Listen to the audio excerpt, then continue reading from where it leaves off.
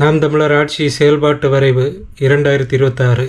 எதையும் அறிவுபூர்வமாக சிந்தித்து உணர்வு பூர்வமாக செயலாற்றி, எதையும் ஜனநாயகமாக முடிவெடுத்து சர்வாதிகாரமாக செயலாற்றி, தன்னலமற்ற அன்பான சர்வாதிகார ஆட்சி முறை. உலகில் வளர்ந்த நாடுகள் அனைத்தும் தன் குடிமக்களை அன்பான சர்வாதிகார ஆட்சி முறையின் கீழ்தான் வைத்திருக்கின்றன. நாட்டின் வளர்ச்சிக்கும் முன்னேற்றத்திற்கும் ஒழுங்கிற்கும் கட்டுப்பாடற்ற ஆட்சி முறை தடையாகத்தான் இருக்கும். நாம் தமிழர் அரசு ஒவ்வொரு குடிமகனின் வளர்ச்சியையும் முன்னேற்ற கவனத்தில் கொண்டே அன்பான சர்வாதிகார ஆட்சி முறையை கடைபிடிக்கிறது. நமது ஆட்சி முறை தன்னலம் சார்ந்த கொடுமையான ஆட்சி முறையில் நாம் வாழ்ந்து கொண்டிருக்கிறோம். நமது ஆட்சி முறை தன்னலமற்ற அன்பான சர்வாதிகார ஆட்சி முறை. குழந்தை, ஒரு குழந்தை இறக்கும் நிலையில் உள்ளது. அந்த குழந்தையை பிழைக்க வைக்கும் ஊசியும் மருந்தும் மருத்துவரிடத்தில் இருக்கிறது. ஊசியை போடும்போது குழந்தைக்கு வலிக்கும். ஆனால் ஊசி போட்டால்தான் குழந்தை பிழைக்கும். வலியை பொருட்படுத்தாமல் குழந்தையை காப்பாற்றும் செயல்தான் தன்னலமற்ற அன்பான சர்வாதிகார ஆட்சி முறை. குழந்தைக்கு பாடம். குழந்தையிடம் பாடத்தை ஏட்டில் 3 முறை எழுதி கொண்டு வருமாறு ஆசிரியர் பணிக்கும் பொழுது குழந்தையின் பார்வையில் ஆசிரியர் சர்வாதிகாரியாகத்தான் தெரிவார். ஆனால் குழந்தையின் மனதில் பாடத்தை நன்றாக பதிய வைக்க வேண்டும் என்பதே நோக்கம். இச்செயல்தான் தன்னலமற்ற அன்பான சர்வாதிகார ஆட்சி முறை.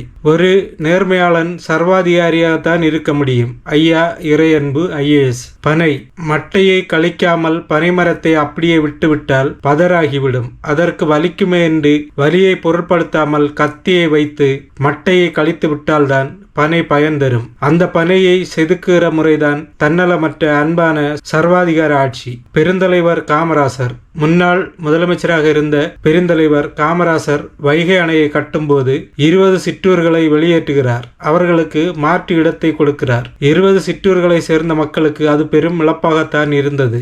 அணையை கட்டி முடித்த பிறகு திறந்து வைக்க முதல்வர் போகிறார். அப்போது 300 பேர் கொண்ட மக்கள் ஒன்று கூடி கருப்பு கொடி போராட்டம் நடத்துகிறார்கள். ஐயா, திரும்பி போய்விடலாம் என்று பெருந்தலைவர் காமராசரிடம் கேட்கிறார்கள். வண்டியை விலக்கி ஓட்டு என்று சொல்கிறார். அணைக்கு அருகே அங்கு 10,000 பேர் காமராசர் வாழ்க என்றனர். தன்னலமற்ற அன்பான சர்வாதிகார ஆட்சி முறை என்பது மக்களின் கருத்துக்கு ஒரு அரசு இயங்க முடியாது, மக்களின் நலனுக்குத்தான் இயங்க முடியும் என்பதாகும். எனவே நாம் தமிழர் அரசானது மக்களின் கருத்துக்கானதல்ல, மக்களின் நலனுக்கானது. லீ குவான் யூ விடுதலைக்கு முன்பாக ஆசியா கண்டத்தின் தீண்டத்தகாத நகரம் என்று இங்கிலாந்து பேரரசு மற்றும் மேலை நாடுகளால் கூறப்பட்ட சிங்கப்பூரை பிரதமராக பதவியேற்றதும் ஆசிய கண்டத்தின் மிக சிறந்த நகரமாக லீ குவான் யூ மாற்றியமைக்க காரணம் அவரது தன்னலமற்ற அன்பான சர்வாதிகார ஆட்சி முறைதான். செதுக்கி வளர்க்கும். வெளிநாட்டிற்கு போகின்ற நமது மக்கள் அங்குள்ள சட்ட திட்டங்களை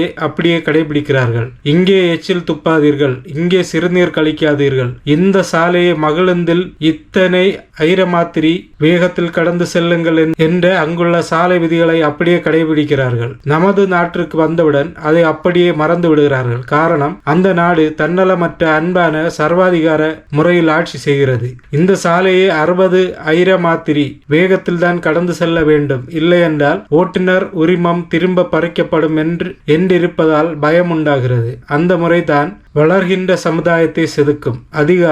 அதிகாரம் வலிமையானது. எமது அதிகாரம் எம் மக்களுக்கானது.